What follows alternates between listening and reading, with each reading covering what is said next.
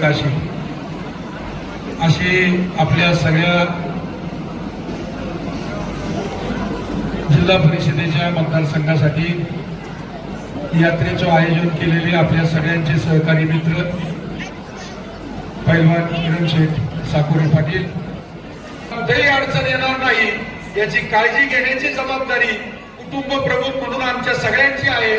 त्याची चिंता सुद्धा तुम्ही कोणी करू नका, हाही विश्वास आपल्या सगळ्यांना या ठिकाणी आजच्या कार्यक्रमात देतो आणि त्याच्यामध्ये किरण कधीच कमी पडणार नाही असा विश्वास सुद्धा माझ्यासारख्या कार्यकर्त्याला निश्चितपणाने आहे।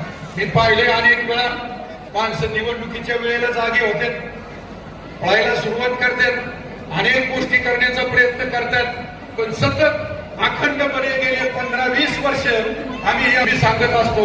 इथं आता आपले तालुक्याचे माजी उपसभापती 2 वेळा पंचायत समितीला निवडून आलेले माऊली या ठिकाणी वाळकी इथं बसलेले आहेत। माऊली यांना मी सांगितलं होतं की माऊली तुम्ही काही काम नाही केलं तरी चालेल, पण आपुलकीचं आणि प्रेमाचं नातं या मतदारसंघातल्या प्रत्येक माणसाशी तुम्ही जोडा आणि सांगा विकासाचं काही काम असेल तर दादा करतील आणि ते काम माऊलींनी त्या ठिकाणी प्रामाणिकपणे केलं।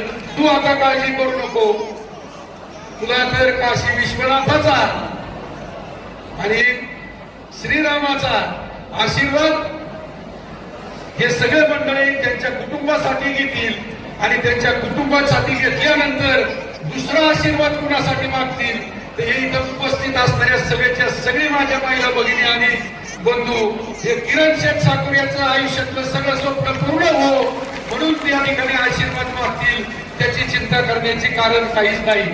मला सुद्धाहून पर्यंत रेल्वेने तुमच्या बरोबर येण्याचा प्रयत्न करणार आहे, कारण शेवटी माझ्या मतदारसंघातली माझी प्रेमाची माणसं आज चालल्यात, त्यांना कुठेतरी शुभेच्छा देण्याचा प्रयत्न मी नक्की करीन।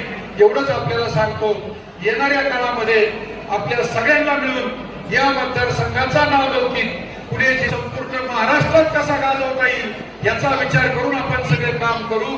मी आपल्या सगळ्यांना एवढंच आश्वस्त करतो की त्या ट्रेनमध्ये डॉक्टरांची व्यवस्था केलेली आहे, त्या ट्रेनमध्ये चहा नाश्ता जेवण सगळी व्यवस्था केलेली आहे, त्या ट्रेनमध्ये झोपायचं असेल तर त्या ट्रेनमध्ये गाद्यांची सुद्धा व्यवस्था केलेली आहे, कुठं पाणी कमी पडणार नाही आणि तुम्हाला कुठेही कसलाही त्रास होणार नाही याची व्यवस्था आम्ही करू।